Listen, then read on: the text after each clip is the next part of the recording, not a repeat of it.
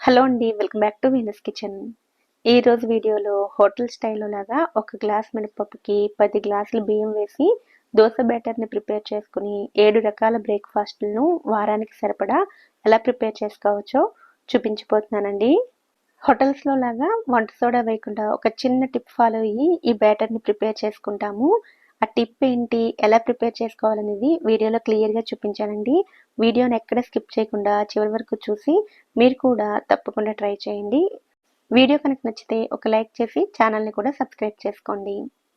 ఈ దోశ బ్యాటర్ని ప్రిపేర్ చేసుకోవడానికి ముందుగా ఒక బౌల్ తీసుకుని అందులోకి 1 గ్లాస్ మినపప్పును వేసుకోవాలి. ఈ పిండిని మనం 10 గ్లాసులు బియ్యం వేసి చేస్తాం కాబట్టి పిండి క్వాంటిటీ చాలా ఎక్కువగా వస్తుంది. కనుక చిన్న సైజులో ఉండే కప్పును ఉపయోగించండి. నేనైతే ఇక్కడ ఒక చిన్న గ్లాస్ తోటి కొలుచుకుని తీసుకుంటున్నాను. ఈ మినపప్పులోకి 1 టేబుల్ స్పూన్ మెంతులు వేసుకోవాలి. మెంతులలో జిగురు శాతం ఎక్కువగా ఉంటుంది కాబట్టి దోశలు చక్కగా రావడానికి హెల్ప్ అవుతుంది.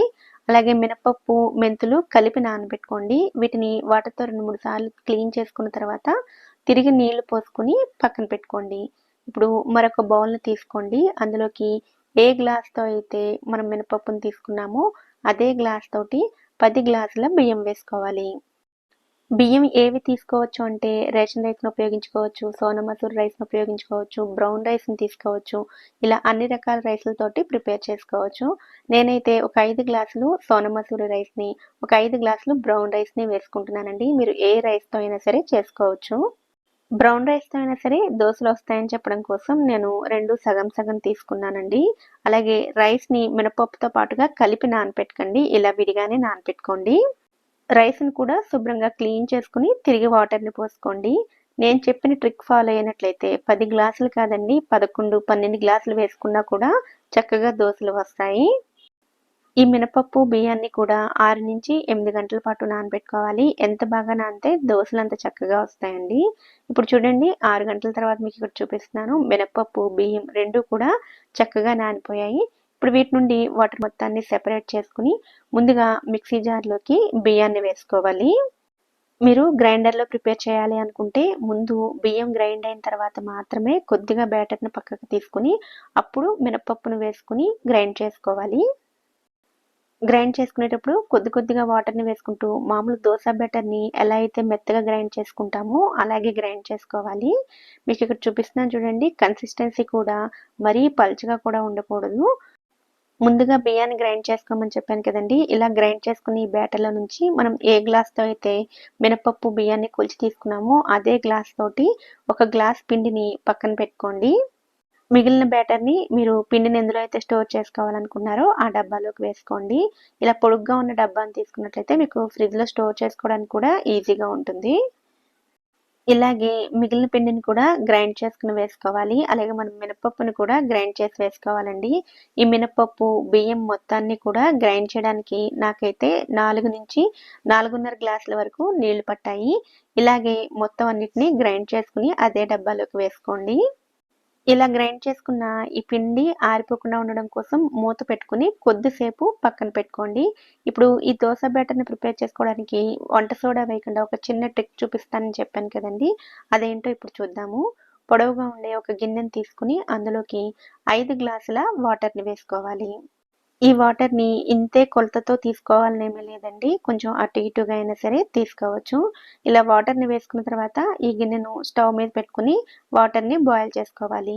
నీళ్లు మరగడం స్టార్ట్ అయిన తర్వాత మంటను లో ఫ్లేమ్‌లో పెట్టుకుని మనం పక్కకు పెట్టుకున్న గ్లాసుడు పిండిని వాటర్‌లో వేసుకుంటూ కంటిన్యూయస్‌గా కలుపుకోవాలి. ఉండకట్టకుండా ఉండడం కోసం అలా కంటిన్యూయస్‌గా కలుపుకోండి. కొద్దిసేపటికి పిండి ఉడికి తెలుపు రంగులో నుంచి కొంచెం ట్రాన్స్పరెంట్ కలర్‌లోకి మారుతుంది. అంతవరకు పిండిని ఉడికించుకోండి. సాధారణంగా ఈ పిండిని ఉడికించుకునేటప్పుడు కంటిన్యూయస్‌గా కలపకుండా కొంచెం అటు ఇటుగా కలిపితే కూడా ఉండలు కడుతుంది. అలా ఉండలు కట్టినా పర్వాలేదు. పిండిని మాత్రం ఉడికించుకోండి. పిండి ఇలా ఉడికిపోయిన తర్వాత స్టవ్ ఆఫ్ చేసుకుని ఈ గిన్నెని పక్కకు పెట్టుకుని పూర్తిగా చల్లారనివ్వండి. పిండి పూర్తిగా చల్లారేలోపు పైన ఆరిపోతూ ఉంటుంది. అలా ఆరిపోకుండా ఉండడం కోసం మధ్య మధ్యలో ఇలా స్పూన్‌తో మిక్స్ చేస్తూ ఉండండి. ఒకవేళ మీకు పిండిని ఉడకపెట్టుకునేటప్పుడు ఉండలు గాని కడితే పూర్తిగా చల్లారిపోయిన తర్వాత ఈ పిండిని కూడా ఒకసారి మిక్సీ జార్‌లో వేసి గ్రైండ్ చేసి తీసుకోండి. నాకైతే పిండి ఎక్కడ ఉండలు కట్టలేదు కాబట్టి ఈ పిండిని ఇలాగే ముందుగా గ్రైండ్ చేసుకున్న బ్యాటర్లోకి వేసుకుని కలిపేసుకుంటున్నాను. పిండి మొత్తాన్ని బాగా కలుపుకోవాలి. అడుగున మనం బియ్యాన్ని గ్రైండ్ చేసుకుని వేసుకున్నాం కదా, ఆ పిండి అలా ఉండిపోకుండా అడుగు వరకు బాగా కలుపుకోండి.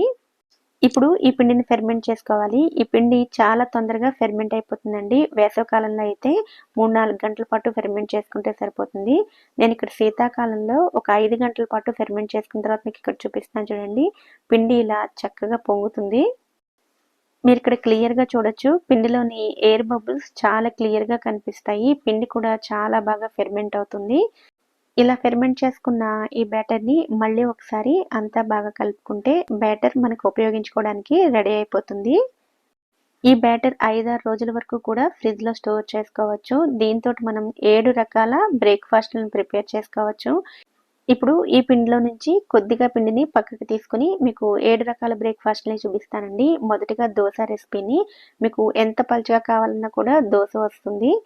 ఈ దోసపిండిలో ఉప్పుతో పాటుగా కొంచెం పంచదార కూడా వేసుకున్నట్లయితే దోసల కలర్ అనేది ఇంకా చాలా బాగా వస్తుందండి.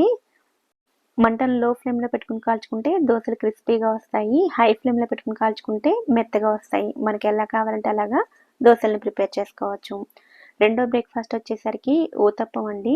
బ్యాటర్‌ని కొంచెం మందంగా స్ప్రెడ్ చేసుకుని పైన వెజిటబుల్స్ వేసుకుని రెండు వైపులా కూడా మంచి రంగు వచ్చేంత వరకు ఫ్రై చేసుకుని తీసుకుంటే ఊతప్పం రెడీ అయిపోతుంది. మూడో బ్రేక్‌ఫాస్ట్ వచ్చేసరికి గొంతు పొంగనాలు. ఈ పిండితోటి మనం గొంతు పొంగనాలు కూడా ప్రిపేర్ చేసుకోవచ్చు. పనియారం ప్యాన్‌లోకి 3 వంతుల వరకు పిండిని వేసుకొని రెండు వైపులా కూడా మంచి రంగు వచ్చేంత వరకు ఫ్రై చేసి తీసుకుంటే గొంతు పొంగనాలు కూడా రెడీ అయిపోతాయి. నాలుగో బ్రేక్‌ఫాస్ట్ వచ్చేసరికి వెజిటబుల్ ప్యాన్ కేక్స్ అండి. ఇలా కొద్దిగా పిండిని ప్యాన్ సైజుకి సరిపడా వేసుకొని పైన మీరు వెజిటబుల్స్‌ని వేసుకొని పిల్లలకి నచ్చే విధంగా పిజ్జా సాస్‌ని అవి కూడా రాసుకొని కూడా ఇవ్వచ్చు. ఇది నాలుగో బ్రేక్‌ఫాస్ట్ అండి. ఐదో బ్రేక్‌ఫాస్ట్ వచ్చేసరికి బన్ దోస. ఈ బ్యాటర్‌తో చేసే బన్ దోసకి మీరు ఎటువంటి వంట సోడా వేయాల్సిన అవసరం లేదు. మీకు నచ్చిన వెజిటబుల్స్‌ని యాడ్ చేసుకొని ఇలా చిన్నగా బన్ దోసలను ప్రిపేర్ చేసుకొని తీసుకోవచ్చు. ఆరో బ్రేక్‌ఫాస్ట్ వచ్చేసరికి వెజ్ టమాటా ఆమ్లెట్ అండి. కొద్దిగా బ్యాటర్‌ని తీసుకొని అందులో 2 టమాటాలను గ్రైండ్ చేసుకున్న ప్యూరీని వేసుకోండి. అలాగే 2 టేబుల్ స్పూన్ల శనగపిండి వేసుకోండి. రుచికి సరిపడా ఉప్పును వేసుకొని మీకు నచ్చిన వెజిటబుల్స్ వేసుకోండి. నేనైతే ఉల్లిపాయ, పచ్చిమిర్చి, కొత్తిమీర వేశానండి. ఇప్పుడు ఈ బ్యాటర్ మొత్తాన్ని బాగా కలుపుకొని ఇలా ప్యాన్ మీద ఊతప్పంలా వేసుకోవచ్చు. ఈ టమాటా ఆమ్లెట్ కూడా టేస్ట్ చాలా బాగుంటుంది. ఏడో బ్రేక్‌ఫాస్ట్ వచ్చేసరికి పునుగులండి. ఒక కప్పు బ్యాటర్‌ని ఒక బౌల్‌లోకి తీసుకొని అందులోకి 3-4 టేబుల్ స్పూన్ల మైదా పిండి, అలాగే రుచికి సరిపడా ఉప్పు, ఉల్లిపాయ, పచ్చిమిర్చి, కొత్తిమీరని వేసుకొని చేతులతోనే పిండిని బాగా కలుపుకోండి. పిండి కన్సిస్టెన్సీని బట్టి మైదా పిండి పడుతుంది. పిండి బాగా పలుచగా ఉంటే మైదా పిండి మరికొంచెం ఎక్కువగా పడుతుంది. పిండి మొత్తాన్ని బాగా కలుపుకున్న తర్వాత చేతుల్ని తడి చేసుకొని ఇలా కొద్దిగా పిండిని తీసుకొని ఆయిల్‌లో వేసుకొని ఫ్రై చేసి తీసుకుంటే పునుగులు రెడీ అయిపోతాయి. ఈ పునుగుల్ని లాస్ట్ డే ప్రిపేర్ చేసుకోండి. బాగా ఫెర్మెంట్ అయిన పిండి అయితే వంట సోడా కూడా వేయాల్సిన అవసరం లేకుండా ఈ పునుగులు చాలా చక్కగా వస్తాయి. ఇలా ఒక గ్లాస్ మినపప్పుకి 10 గ్లాసుల బియ్యం వేసి 7 రకాల బ్రేక్‌ఫాస్ట్‌ని మీరు కూడా తప్పకుండా ట్రై చేయండి. ఈ వీడియో కనుక మీకు నచ్చినట్లయితే వీడియోని లైక్ చేసి ఛానల్‌ని కూడా సబ్స్క్రైబ్ చేసుకోండి. నోటిఫికేషన్స్ మిస్ అవ్వకుండా ఉండడం కోసం పక్కనే ఉండే బెల్ ఐకాన్‌ని కూడా యాక్టివేట్ చేసుకోండి. Thank you so much for watching.